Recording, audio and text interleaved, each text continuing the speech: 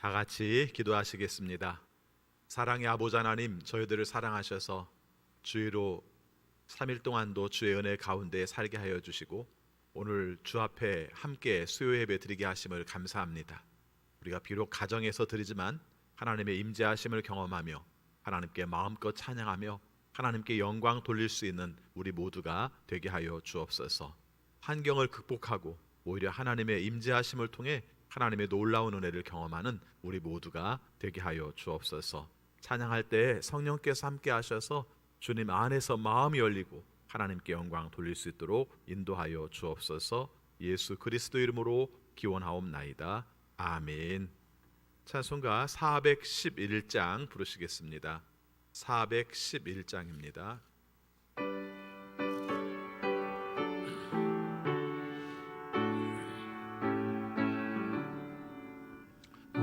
내 맘속에 참된 평화 있네. 주 예수가 주신 평화. 시험 닥쳐와도 흔들리지 않아. 귀하다 이 평화라. 주가 항상 계셔 내 맘속에. 주가 항상 계셔 기쁘다. 주 나의 맘에 계셔 위로하시네. 어찌 내가 주를 떠나 살까. 이 귀한 평화 내가 받고 보니 내 슬픔이 사라지고 맘의 기쁨 넘쳐 주를 찬양하네. 평화의 임금 예수. 주가 항상 계셔 내 맘속에. 주가 항상 계셔 기쁘다. 주 나의 맘에 계셔 위로하시네. 어찌 내가 주를 떠나 살까. 주 날개 아래 내가 사는 동안 이 보배를 빛내리라. 기쁜 그날이 와 주를 만나 뵐 때 그 평화 영원하리. 주가 항상 계셔 내 맘속에. 주가 항상 계셔 기쁘다. 주 나의 맘에 계셔 위로하시네. 어찌 내가 주를 떠나 살까. 아멘. 421장 부르시겠습니다. 421장입니다.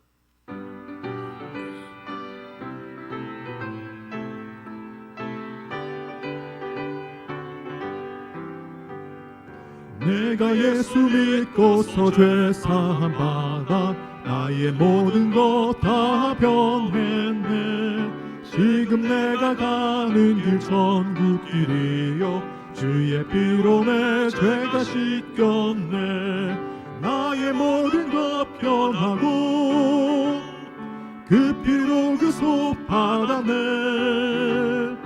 하나님은 나의 구원 되시오니 내게 정죄함 없겠네. 주님 밝은 빛 되사 어둠에 치니 나의 모든 것 다 변했네. 지금 내가 주 앞에 온전케 됨은 주의 공로를 의지함일세. 나의 모든 것 변하고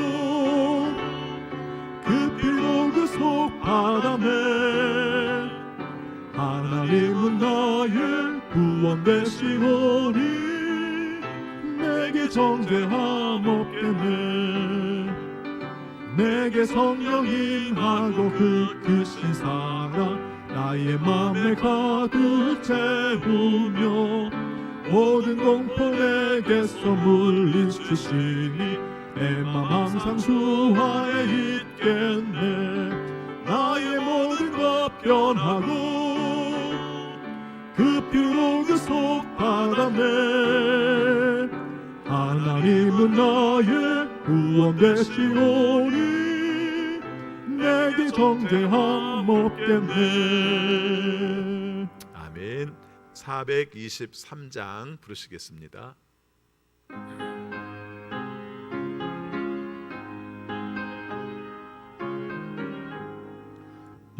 먹보다도 더 검은 죄로 물든 이민이 있는 보다 더 이게 깨끗하게 씻겼네. 주의 보혈 흐르는데 믿고 뛰어나가 주의 은혜 내가 입어 깨끗하게 되었네. 모든 의심 걱정과 두려움이 사라져 슬픈 탄식 변하여 기쁜 찬송 되었네. 주의 보혈 흐르는데 믿고 뛰어나가 주의 은혜 내가 입어 깨끗하게 되었네. 세상 보기 영화와 즐겨하던 모든 것 주를 믿는 내게는 분통만도 못하다. 주의 보혈 흐르는데 믿고 뛰어나가 주의 은혜 내가 입어 깨끗하게 되었네. 나의 모든 보배는 저 천국의 사연에 나의 평생 자랑은 주의 십자가로다. 주의 보혈 흐르는데 믿고 뛰어나가 주의 은혜 내가 입어 깨끗하게 되었네. 아멘. 이 시간 함께 기도하실 때 박태선 집사님 기도 인도 하시겠습니다.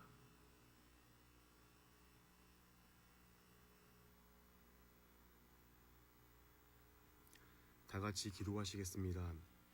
모든 영광과 찬양 받으시기에 합당하신 하나님, 참 사랑이시며 죽기까지 저희들을 사랑하시고 항상 아버지의 품 안에 품어주시고 곁에서 지키시고 인도하시는 아버지를 믿고 사랑합니다. 저희들의 나약함과 죄로 인해 아버지와의 관계가 소홀해지고 입으로는 사랑한다 하지만 일상 속에서 몇 번이나 아버지가 생각나며 또 몇 번이나 아버지의 이름을 부르는지 크리스찬으로 얼마나 부끄러운 삶을 살고 있는지 회개합니다. 작년 한 해도 아버지의 보살펴 주심으로 넘치는 복을 받으며 살았습니다. 모든 상황과 모든 일들이 아버지의 은혜이며 사랑이었습니다. 더 힘들지 않게 해주시고 더 아프지 않게 또 더 슬프지 않게 해주신 모든 것이 주께서 저희와 동행하시며 보살펴 주신 좋은 날들이었습니다. 지금 이 세상은 코로나19로 인한 팬데믹으로 고통받고 있습니다. 이 힘든 상황 속에서 다른 누구를 탓하거나 원망하지 말고 섬김과 사랑의 본이신 예수님의 가르침을 떠올리며 이 힘든 시기를 모두가 같이 이겨나가길 소원합니다. 코로나가 심해져 비대면 예배를 드릴 때마다 예배의 소중함이 얼마나 크게 다가오는지 모릅니다.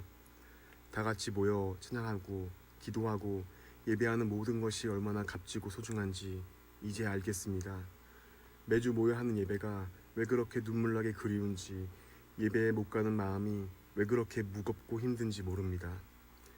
아버지, 전 세계 모든 사람들이 코로나를 이겨내서 예배가 온전히 회복되게 도와주세요. 이 팬데믹을 통해 주님께 멀어졌던 영혼들이 돌아오게 하시고 상한 심령들이 회복되게 하시고 이 힘든 시기를 이겨내 더 큰 신앙인으로 성장하게 해주세요. 겨울이 지나 땅이 녹고 새 생명이 돋아나는 봄이 오는 것처럼 이 전염병이 사라지고 모두가 한자리에 모여 마음껏 아버지를 찬양하며 예배할 수 있는 날이 속히 올 수 있도록 아버지의 은혜와 사랑이 절실히 필요합니다. 저희를 버리지 마옵소서. 이 땅에서 아버지께 부르짖는 기도 소리를 외면하지 마옵소서. 세상에 다시 한번 뜨거운 성령의 불을 내려주셔서 모든 것을 태워 새롭게 하시어 뜨거운 찬양의 열기와 예배를 회복해 하옵소서. 오직 아버지만 찬양하며 오직 아버지의 이름을 부르며 주의 발에 엎드려 회개하며 기도하게 하옵소서. 우리를 죄에서 구원하여 주신 주 예수 그리스도의 이름으로 기도합나이다. 아멘.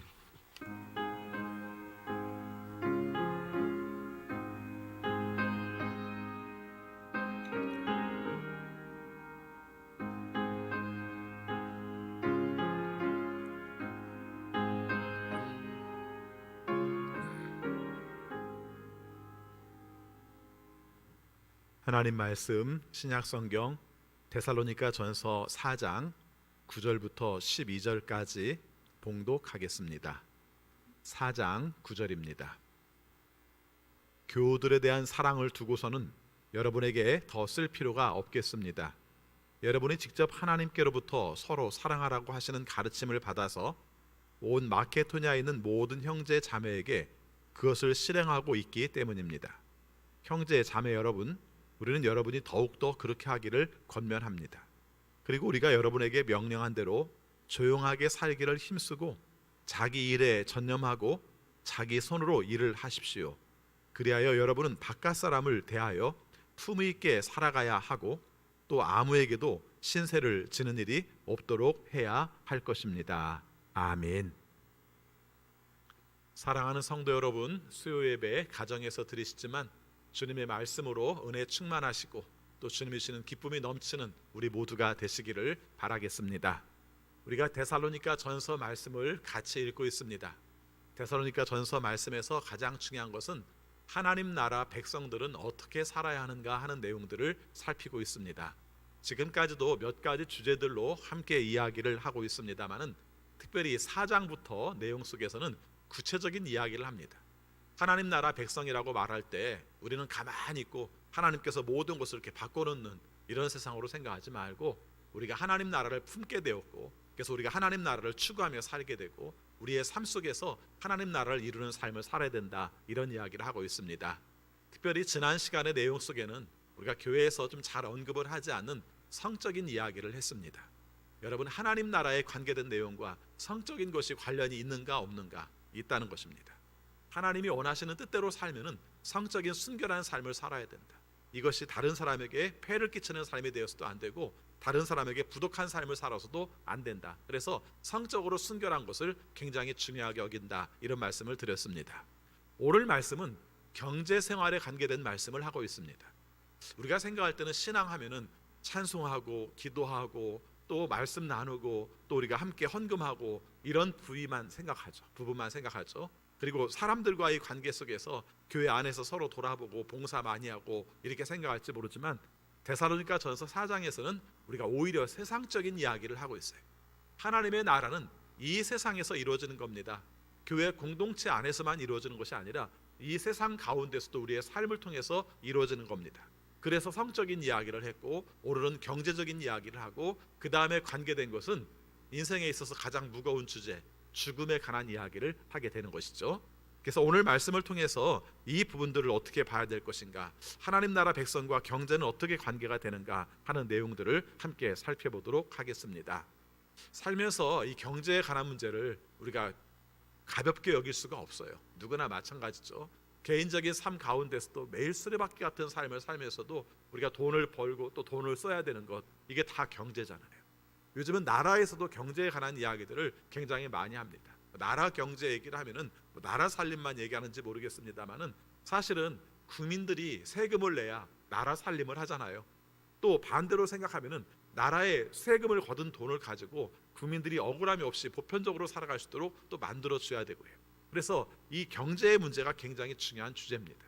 코로나 상황에서도 사실은 지금 힘든 내용 중에 하나가 전염병으로 말미암아 힘든 것도 있지만 우리가 병에 걸리는 확진자로서 힘든 것도 있지만은 그 문제보다는 그걸로 말미암아 격리를 해야 되고 사람들을 만나지 않아야 되니까 생산 자체가 힘들어지고 소비 자체가 힘들어져서 어려운 요소들을 가지고 있습니다.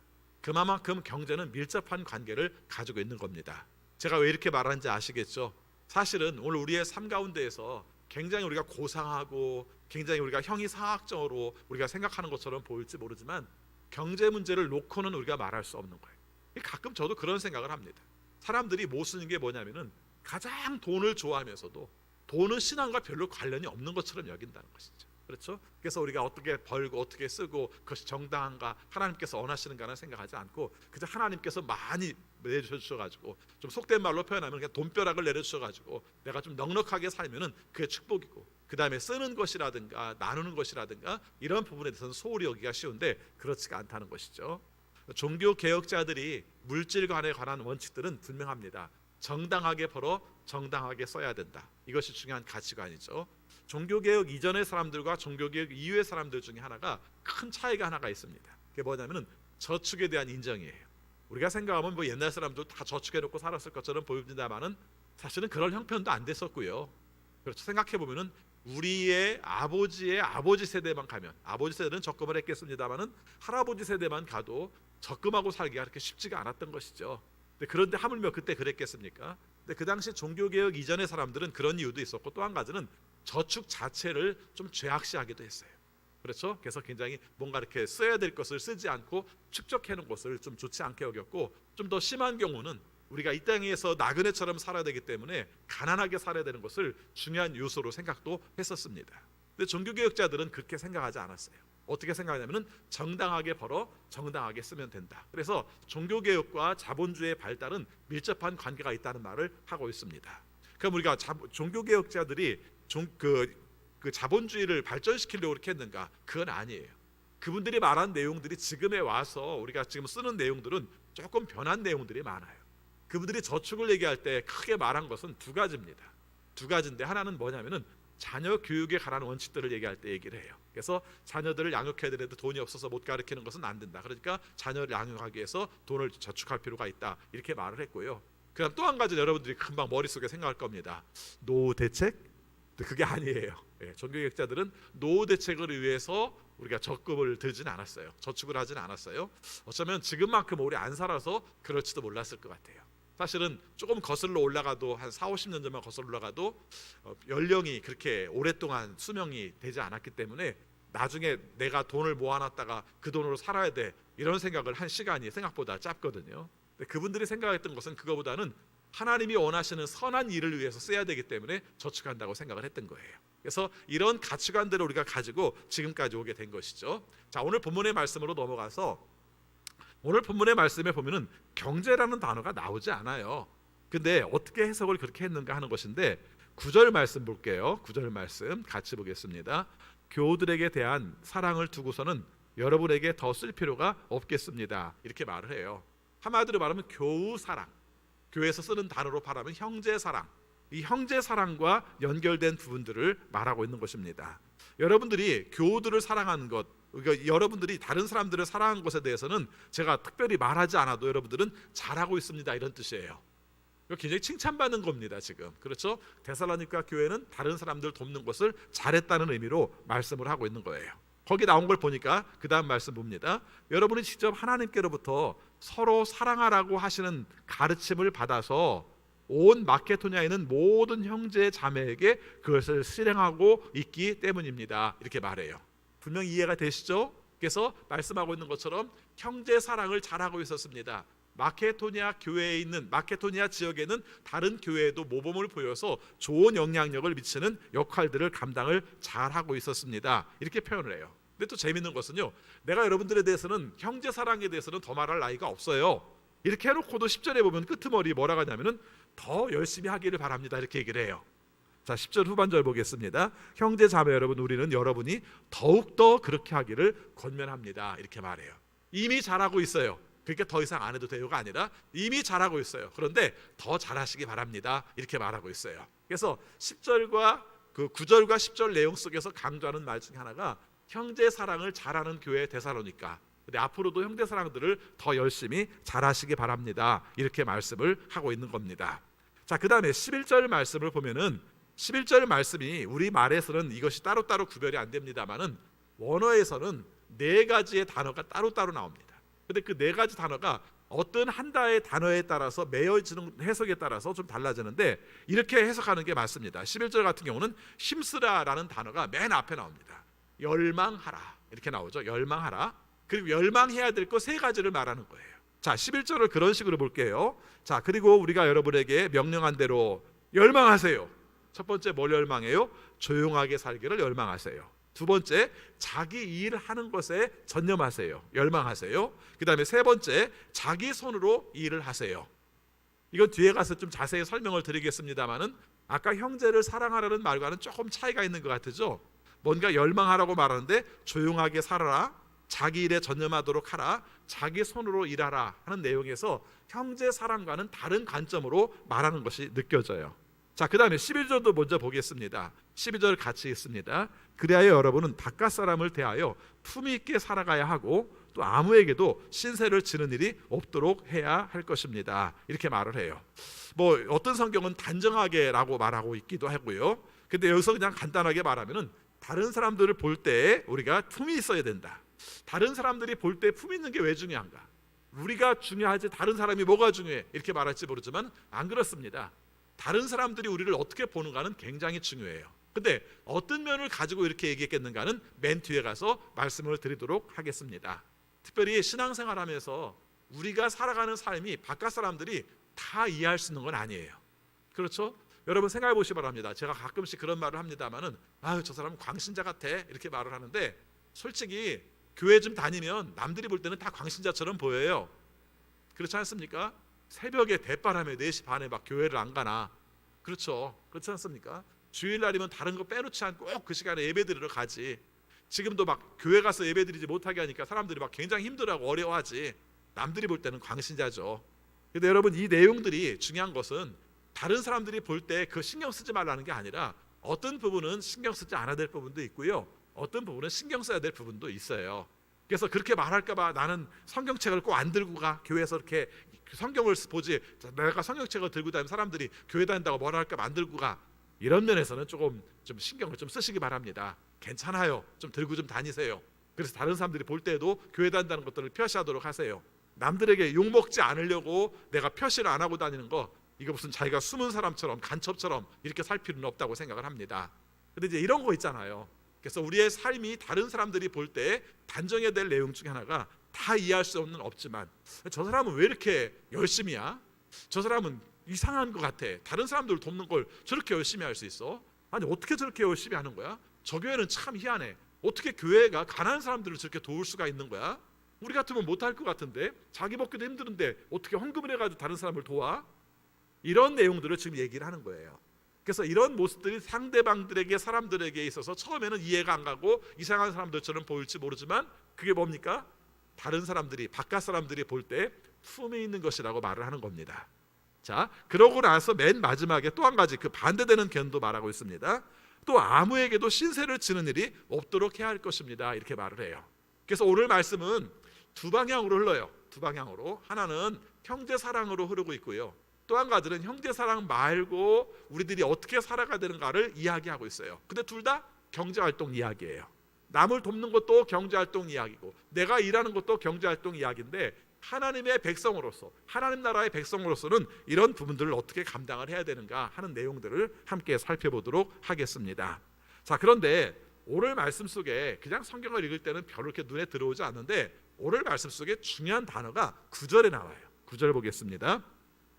아까 읽을 때도 이렇게 눈에 이렇게 많이 들어온 단어가 아니었을 겁니다. 그런데 한번 보시기 바랍니다. 가운데 여러분이 봅니다. 여러분이 직접 하나님께로부터 서로 사랑하라고 하시는 가르침을 받아서 이렇게 말하고 있어요. 우리 단어는 그 가운데가 단어에 섞여버려요. 근데 원래 헬라어 쓸 때는 하나님께로부터 받은 가르침이라는 단어가 한 단어로 되어 있어요. 희한하죠? 이게 희한합니다. 지금 우리는 단어는 직접 하나님께로부터 서로 사랑하라고 하시는 가르침을 받아서 이렇게 말했는데, 원래 헬라어에서는 그렇게 써 있는 것이 아니라 하나님께로부터 받은 가르침에 의하면 우리는 서로 사랑해야 됩니다라는 뜻이에요. 그러면서 강조하는 게 뭐냐면, 지금 말하고 싶은 게 뭐냐면은 하나님께로부터 받은 가르침이라는 단어가 있다는 거죠. 그렇죠? 그것도 한 단어로 되어 있다는 거죠. 그리고 더 놀라운 사실은 신약 성경에도 구약 성경에도 이렇게 하나님께로부터 받은 가르침이라는 단어가 다른 데는 안 나오는데 여기는 나온다는 거예요. 그러니까 제가 말하고 싶은 내용은 뭐냐면, 이건 이미 다른 사람들이, 이 말씀을 듣는 사람들이 하나님께로부터 받은 가르침이라는 단어를 소중하게 여기고 있다는 거죠. 우리가 형제를 사랑해야 됩니다라는 것을 갖다가 하나님께로부터 받은 가르침이라는 단어로 정리를 하고 있다는 것이죠. 사실은 하나님께로부터 받은 가르침이라는 단어와 가장 적합하게 맞는 단어는 복음일 겁니다. 그렇죠? 복음. 하나님 나라의 복음. 이게 바로 하나님께로부터 받은 가르침일 것입니다. 근데 하나님께로부터 받은 가르침에 있어서 가장 중요한 게 뭘까 생각을 해본다면 형제 사랑이라고 표현을 하고 있는 거예요. 왜 제가 이 말씀을 강조하는지 아시겠죠? 교회 다니면 의례적으로 여러분 교회 다니니까 형제들이니까 우리 모두가 다 형제자매 아닙니까? 그러니까 서로 사랑하도록 하세요. 그게 다 목에도 좋습니다. 이렇게 말하는 게 아니라 하나님께로부터 받은 가르침 속에 형제 사랑은 너무너무 중요한 겁니다라는 것을 강조하는 단어로 쓰고 있다는 것이죠. 그러니까 우리가 사도 바울의 심정을 다 이해는 못하겠지만 아마 사도 바울은 이 단어를 쓸 때도 특정한 단어를 골라 쓴 것 같아요. 그래서 하나님께로부터 받은 가르침이라는 단어를 강조하면서 얼마나 중요한지, 우리가 형제 사랑하는 게 얼마나 중요한 줄 아세요? 그건 하나님께로부터 받은 가르침이에요 라는 그런 말들을 하고 있다, 이렇게 우리가 살펴볼 수가 있는 것입니다. 자, 이 말씀을 좀 정리해 봅시다. 하나님의 가르침의 핵심이 뭡니까? 하나님 나라의 복음이에요. 그럼 하나님 나라의 복음이 뭡니까? 결과적으로 하나님의 백성된 형제 자매를 서로 사랑하라는 거예요. 그럼 사랑할 때는 어떻게 사랑해야 됩니까? 오늘 말씀에 의하면 경제와 연결시켜서 사랑하라고 말하고 있습니다. 아, 교회도 돈 얘기네. 아, 여러분이 돈을 좋아하시잖아요. 하나님도 여러분이 돈을 어떻게 쓰시는가를 본다니까요. 이건 굉장히 중요한 얘기예요. 이 세상에 살아가는 사람들이 다 돈을 중요한 가치로 여기면 하나님께서도 여러분이 돈을 어떻게 쓰는지를 보신다는 말씀으로 보면 되는 거죠. 또 실제적으로 우리가 먹고 사는 일이 굉장히 단순하고 아무것도 아닌 것처럼 여길지 모르지만 사실 우리의 삶 속에 굉장히 소중한 문제 아니겠습니까? 나에게도 소중한 문제가 다른 사람에게도 소중한 문제라는 것을 알고 살도록 하라, 이런 의미들을 가지고 있는 것이죠. 그래서 하나님께서 가르쳐 주신 가르침 중에 다른 사람들이 잘 먹고 사는지 못 먹고 사는지 좀 헤아려 보도록 하라, 이것도 하나님께서 원하시는 뜻으로 주고 있다, 이렇게 말할 수 있습니다. 또 다른 관점을 한번 얘기를 해볼게요. 여러분, 하나님 나라 그렇게 얘기를 하는데, 하나님 나라라는 말은 제일 쉽게 말하면은 내가 이 세상을 살면서 내 중심으로 사는 게 아니라 하나님 중심으로 산다는 뜻이에요. 그렇죠? 그래서 하나님께서 통치하시면 우리 신앙생활하면서 고생했던 사람들에게 하나님께서 많은 복을 내려주셔서 우리는 평안하게 살아가고, 이렇게 말하면 안 돼요. 이게 틀린 말은 아닌데, 이 세상에 살면서 우리를 통해서 하나님 나라를 이루기 원하시는 게 하나님의 뜻이에요. 하나님께서 우리에게 그런 마음을 주셨고 우리의 삶 가운데서 그것을 하나하나 만들어가게 하시는 것이 하나님의 뜻이에요. 여러분, 우리의 삶 가운데서 그런 모습들을 가지고 사는 것이죠. 예전에 어떤 한 도시를 갔는데 이 도시마다 이게 느낌이 좀 달라요. 제가 기억할 때 정읍이었던 것 같아요. 전북 정읍이었던 것 같은데, 정읍의 한 도시를 그것도 뭐 이렇게 특별히 볼 일이 있어 간 게 아니라 뭐 잠깐 밥을 먹으러 갔는지 해서 가다가 갔는데 좀 인상적인 장면이었어요. 그게 뭐였냐면은 그렇게 넓은 길도 아닌데 집도 그렇고 가게도 그렇고 화분들이 이렇게 몇 개씩 놔 있는 거예요. 그래서 화분이 놓여지는 자체가 무슨 화단처럼 보이는 거예요. 그게 무슨 엄청난 대단한 꽃이 아니라 국화도 피어 있고 분꽃도 피어 있는데 그게 또 나름대로 조화를 이루어서 그렇게 만들어 놓은 거예요. 그게 전체 생각해 봤습니다. 이게 시에서 뭐 가로 조성하기를 위해서 화단을 놓은 건가 하고 보니까 그렇게 규칙적이지는 않아요.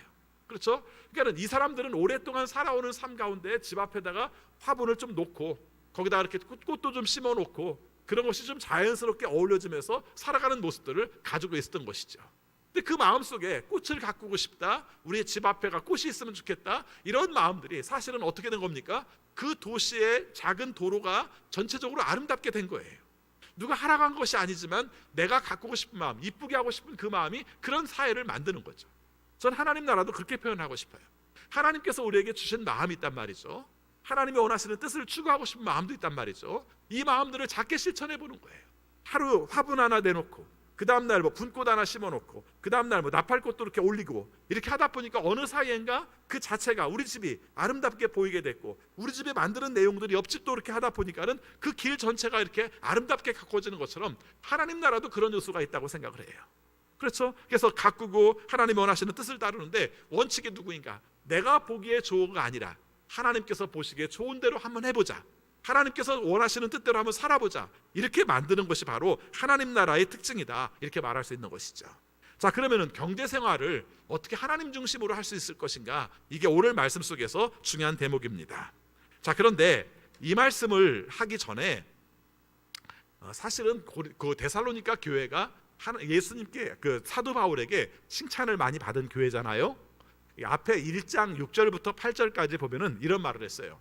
여러분은 마케도니아와 아가야에 있는 모든 자에게 본이 되었습니다.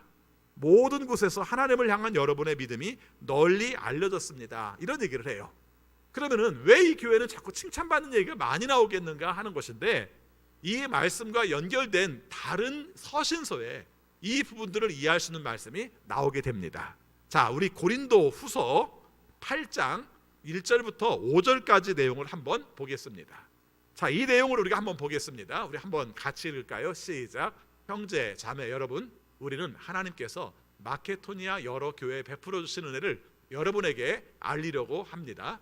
그들은 큰 환난의 시련을 겪으면서도 기쁨이 넘치고 극심한 가난에 쪼들리면서도 넉넉한 마음으로 남에게 베풀었습니다. 내가 증언합니다. 그들은 힘이 닿는 대로 구제하였을 뿐만 아니라 오히려 힘에 지나도록 자원해서 하였습니다. 그들은 성도들을 구제하는 특권에 동참하게 해달라고 우리에게 간절히 청하였습니다. 그들은 우리가 기대한 이상으로 하나님의 뜻을 따라서 먼저 자신들을 주님께 바치고 우리에게 바쳤습니다. 제가 지금 고린도후서를 읽고 있어요. 근데 고린도후서를 읽고 있는데 이 내용이 고린도 교회를 칭찬하는 내용으로 하는 말이 아니에요. 고린도후서 8장 1절부터 5절까지는 어떤 사람들을 칭찬하냐면은 마케도니아 사람들을 칭찬하는 내용이에요. 우리 8장 1절 부분을 한번 보여주실래요? 8장 1절 부분을 보면은 그런 느낌을 우리가 받을 수가 있습니다. 여기 보니까 뭐라고 그래요? 우리는 하나님께서 마케도니아 여러 교회에 베풀어 주신 은혜를 여러분에게 알리려고 합니다. 누구에게? 고린도 교회에게 알리려고 합니다. 그런 거예요. 그럼 무슨 사연이 있었는가 하는 것인데, 여러분이 아시는 것처럼 사도행전에도 나오고 그 다음에 고린도 전후서도 나오고 그 다음에 여기 데살로니가서도 나오는데, 그 당시에 팔레스타인에 예루살렘이 있는 지역에 큰 기근이 들었었대요.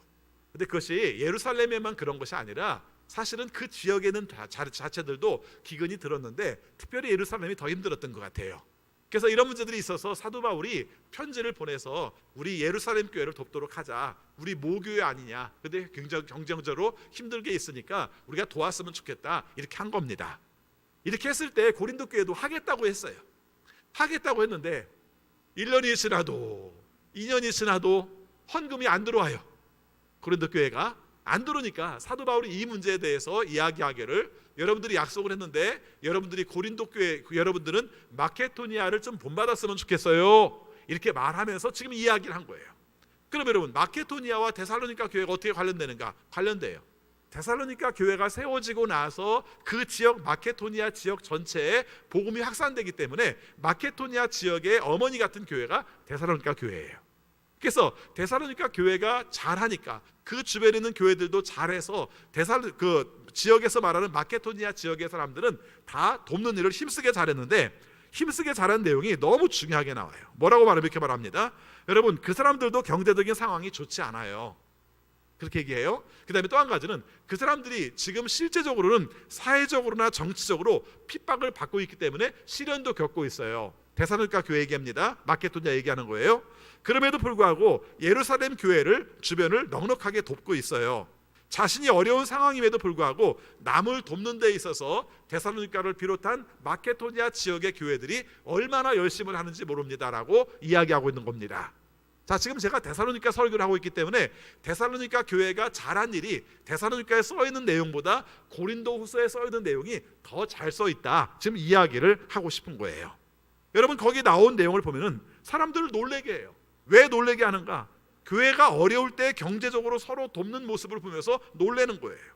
여러분 사실 이 세상에서 여러 가지 폼나는 일들이 많이 있지만 내 돈 써서 다른 사람 돕는 거 폼나는 일입니다. 그렇죠? 여러분 교회 안에서도 마찬가지예요. 우리가 함께 그 사명들을 감당하는 역할에 있어서 이게 얼마나 중요한지 몰라요.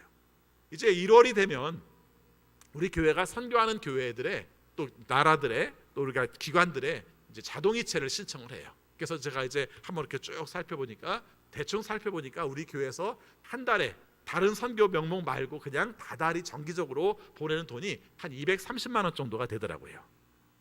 여러분 생각할 때는 뭐 적을지 모르겠습니다만은 사실은 많은 돈이에요. 그렇죠? 제가 늘 하나의 마음속의 소원 중에 하나가 우리 교회의 교육기관들을 위해서 목사님이 한 분 더 계셨으면 좋겠다는 생각을 내가 늘 가지고 있어요. 근데 지금 상태에서는 좀 어렵기 때문에 약 한 300명 정도가 교인이 모이면 한 분 정도를 더 모셔서 부목사님 2분과 함께 일하고 싶은 마음을 제가 가지고 있어요.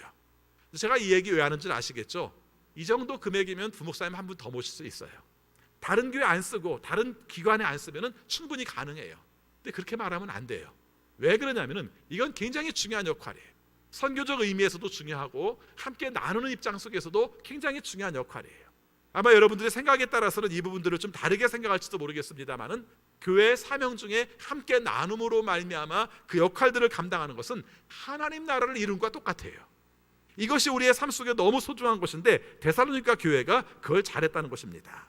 여러분 세상 사람들이 바라볼 때 자기도 먹고 살기 힘든데 뭘 남을 도와? 지금 우리가 더군다나 그 코로나 상황인데 작년보다 금년의 상황들은 경제적으로는 더 어려울지도 모르는데 우리라고 왜 그 생각 안 했겠어요?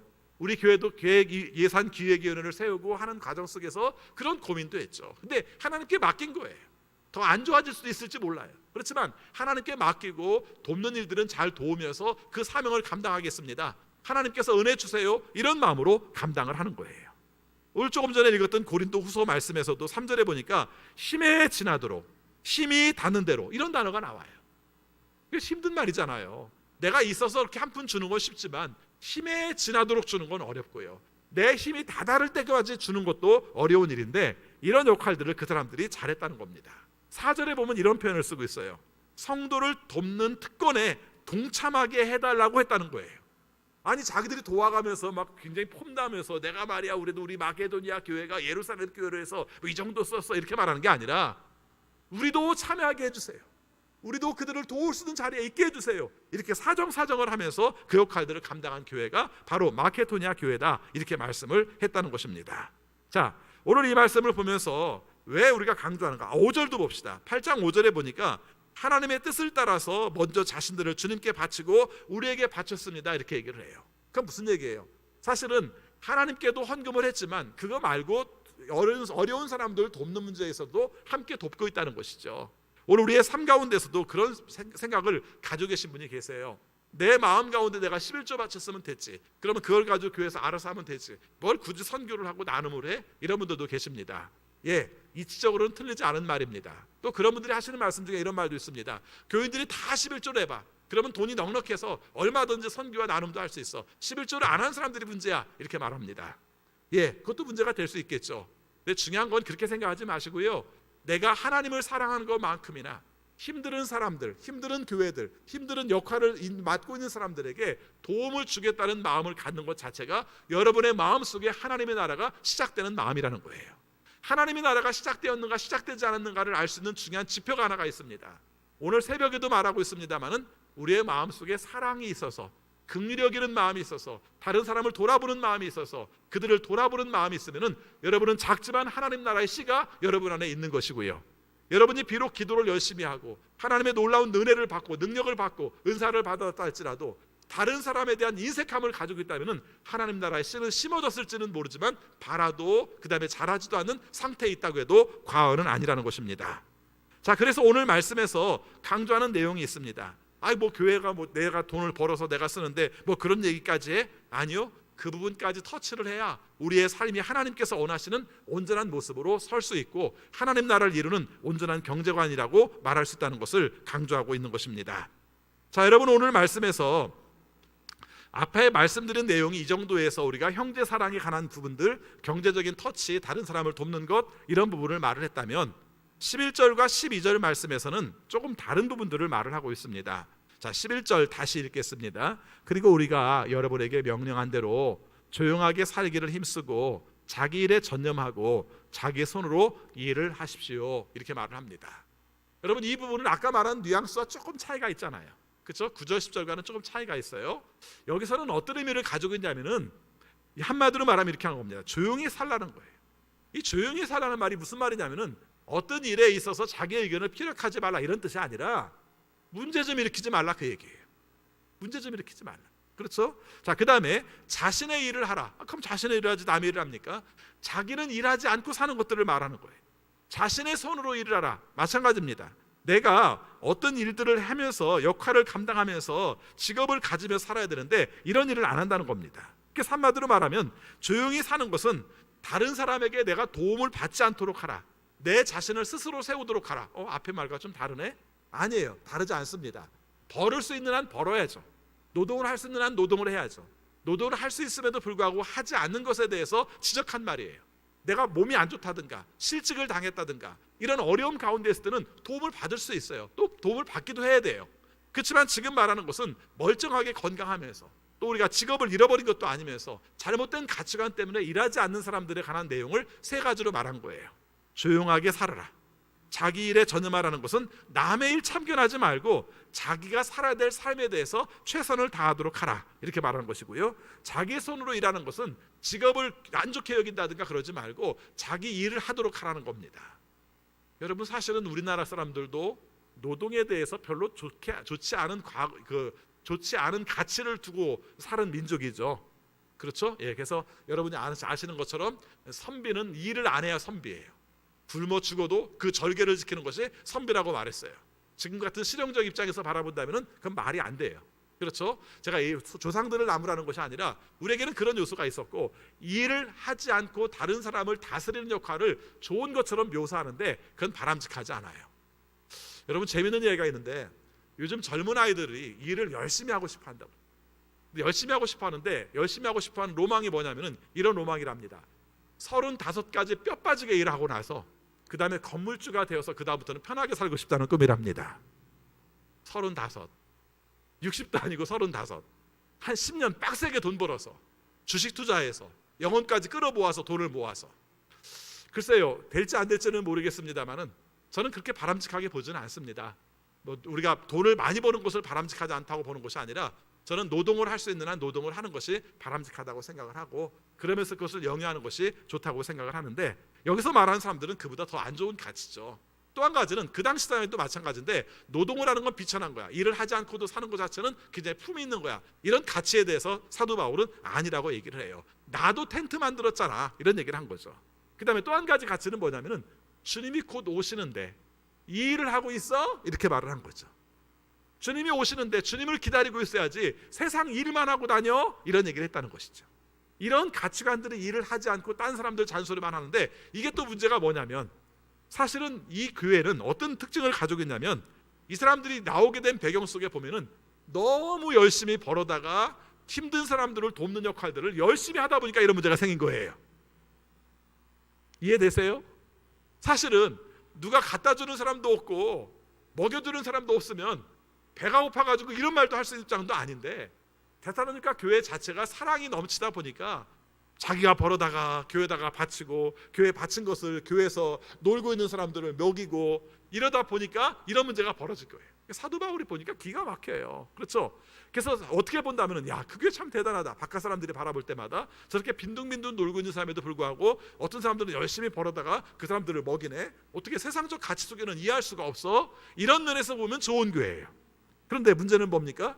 문제만 일으키고 질서를 깨고 이런 내용에 대해서 사도 바울이 볼 때는 그건 바람직하지 않다고 말을 하는 겁니다. 그래서 일할 때 일하고 다른 사람들에게 도움을 받지 않았으면 받지 않도록 하고, 이렇게 하는 것이 하나님께서 보시기에 합당한 것이다, 이렇게 표현하는 겁니다. 자, 그 다음에 12절입니다. 같이 읽겠습니다. 그래야 여러분은 바깥 사람을 대하여 품위 있게 살아가야 하고 또 아무에게도 신세를 지는 일이 없도록 해야 할 것입니다. 자, 이 말씀도 아까 앞에서 잠깐 말씀을 드렸습니다만은 다른 사람에 대해서, 여기서 바깥 사람이라고 표현하니까 교회 안 사람과 교회 바깥 사람들을 구별하는가? 우리가 우리의 삶 가운데에서 교회 안 사람들은 그리고 바깥 사람들은 배타적으로 대하는가? 그게 아니에요. 여기서 내용들은 교회 안에 있는 사람들에게 정체성과 그 다음에 소속감을 심어주는 역할을 하죠. 여러분들은 사랑하는 사람들이죠. 사랑 역할을 감당하는 사람들이에요. 밖에 있는 사람들이 볼 때는 이해가 잘 안 가는 사람일지 모르겠습니다. 그러나 그리스도의 가족이기 때문에 그리스도의 뜻대로 사는 사람들이에요. 그런데 그 사람들이 볼 때에도 품이 있고 단정해 보여야 됩니다 라고 말했을 때 어떤 것일까? 옷을 양복을 잘 입고 헤어스타일이 좀 단정하고 이런 뜻으로 말하는 게 아니라 저 사람들은 굉장히 대단한 것 같아. 좀 뭔가 이렇게 있어 보여. 우리가 삶 속에서도 가치가 있어 보여. 뭔가 그 사람들이 하는 일들은 좀 가치가 있는 것 같아. 이렇게 보이게 살아야 한다는 것인데, 그 보이게 살아가는 것이 아까 말한 것처럼 경제적인 내용과 관련이 있다는 것이죠.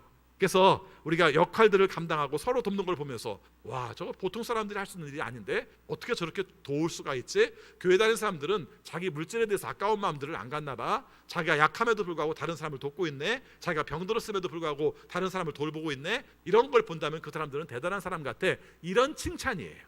그렇게 정리를 하면 쉽습니다. 자, 그런데 아까 말씀드린 것처럼 데살로니가 교회 사람들이 나눔을 열심히 하다 보니까 게으른 사람들, 규모 없는 사람들, 문제를 일으키는 사람들이 있게 된다면 밖에 있는 사람들이 볼 때 뭐라고 하겠냐는 거예요. 저 사람들은 놀고 먹는 사람들은 아니야. 어떤 사람은 뼈 빠지게 일하고 어떤 사람은 놀고 먹으면서 괜히 사람들이 흉이나 뜯고 이런 걸 보면은 별로 바람직하지 않은 것 같아. 저 사람들은 좀 이상한 것 같아. 이렇게 말을 들으면은 바깥 사람들이 볼 때 품이 없는 사람이 될 수가 있다는 거예요.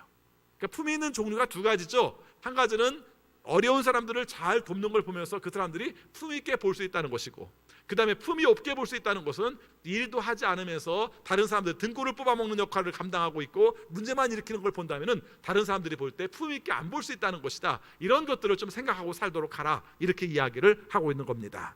자, 그리고 나서 마지막 내용이 그렇게 말합니다. 아무에게도 신세를 지는 일이 없도록 해야 할 것입니다.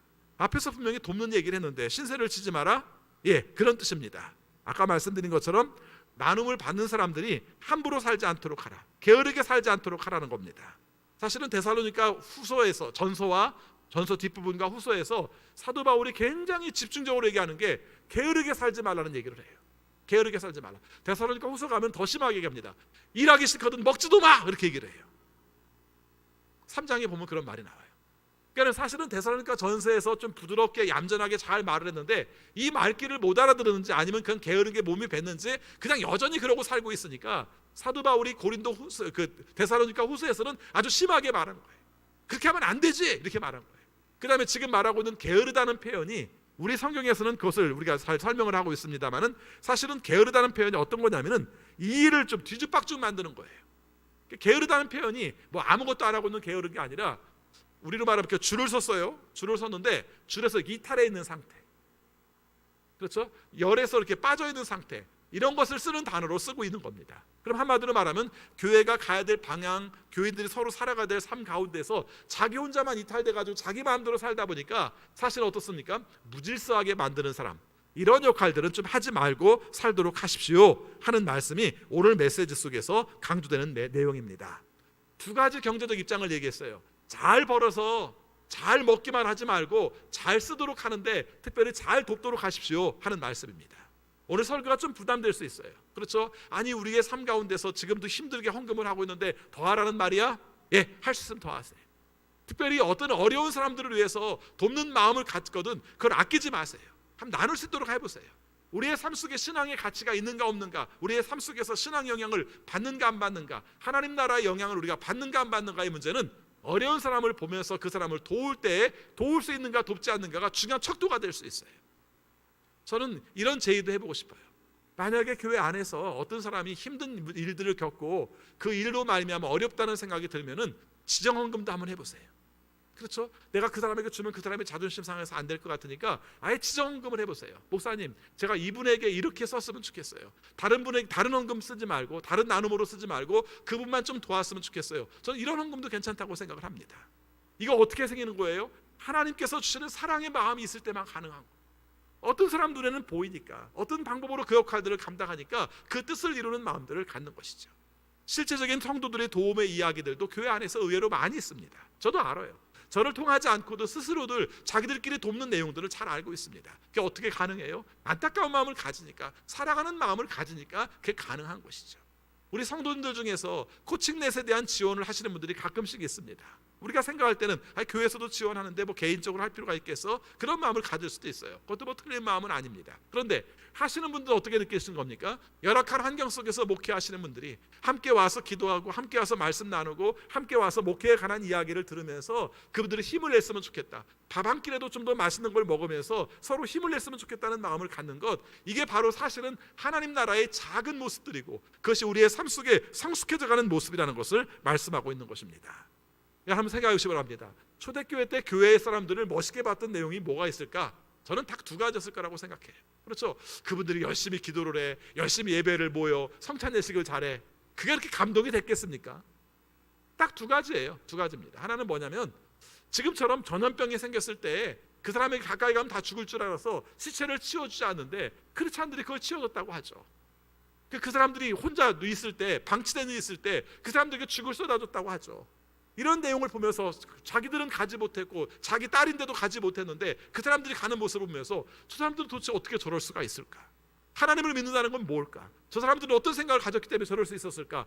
이게 사실 실제적으로 다른 사람들의 마음을 움직였고 다른 사람들이 주님을 영접하게 된 중요한 원인이었죠. 또 한 가지는 뭐였을까요? 오늘 말한 내용이에요. 가난한 사람들, 먼저는 교회 안에서 했겠죠. 어떻게 자기 교회 안에 같은 교인이라 할지라도 내 것을 갖다가 그 사람에게 줄 수 있어? 이게 다른 사람들이 볼 때는 쉽지 않았던 거예요. 더군다나 형편이 넉넉하지도 않은데 그 사람을 살리네? 이거 쉽지 않았던 일이죠. 그런데 그렇게 하는 모습을 보면서 저 사람들은 뭔가 다른 것 같아. 뭔가 딴 세상을 꿈꾸지 않는다면 저런 일도 이루어지지 않을 것 같아. 저런 모습을 본다면 분명히 뭔가 그 마음속에 기쁨이 있고 희망이 있기 때문에 이런 일이 가능할 것 같아. 이 마음들이 초대교회에 많은 사람들에게 영향을 미치고 결국은 이 세상을 복음으로 증거하게 되는 중요한 통로가 되었다는 것을 우리가 놓치지 마시기 바랍니다. 뭐 누구에게 보여주고 싶어서 하는 거 아니에요. 그런데 여러분이 열심히 하면 그것이 결과적으로는 다른 사람들의 마음을 감동시키고 변화시킬 수 있는 내용으로 갈 수 있는 것이죠. 하나님 나라와 경제, 뗄래야 뗄 수 없는 관계입니다. 어려운 시기지만 내 마음에 움직이는 하나님의 소리를 들으세요. 성령께서 우리의 마음을 움직이는 소리를 들으세요. 그래서 나눌 수 있는 한 나누세요. 그래서 그 사람들이 우리가 다시 일어설 수 있도록 해주세요. 이것이 하나님께서 보시기에도 좋은 것이고 밖에서 사람들이 볼 때도 좋은 모습이라는 것을 우리가 알 수 있을 것입니다. 기도하겠습니다. 하나님, 저희들을 사랑하셔서 하나님 나라 백성으로 살게 하심을 감사합니다. 하나님의 사랑이 우리의 마음속에 심어져서 우리의 삶 가운데 안타까운 사람이 보이고 도울 수 있는 마음을 갖게 하시고 그들과 함께하고 나누고 그 가운데서 나누는 가운데서 기쁨을 경험하게 하는 것, 이것이 바로 하나님 나라의 확장이며 하나님 나라의 평화인 것을 저희들이 함께 말씀을 통해서 함께 살폈습니다. 그러나 내 몫의 일을 잘 감당하여서 다른 사람들에게 패끼치지 않고 무질서하게 하지 않는 것도 중요한 경제생활인 것을 저희들이 함께 살폈습니다. 이 두 가지를 잘 균형을 이루어서 하나님의 나라를 이루어가게 하시고 그로 말미암아 하나님께 영광을 돌리게 하시고 그리고 바깥 사람들에게도 품이 있고 우리가 괜찮은 모습으로 설 수 있는 우리 공동체 교회가 될 수 있도록 인도하여 주옵소서. 특별히 금년 한 해 살아가면서 어려운 시기들, 경제적 어려움들을 많이 겪고 살 텐데 우리의 마음들이 넓어지게 하시고 그래서 나눌 수 있게 하여 주시고 나누는 곳에서 함께 하시는 하나님의 은혜를 경험할 수 있도록 인도하여 주옵소서. 예수 그리스도 이름으로 기도하옵나이다. 아멘. 찬송가 496장 부르시겠습니다.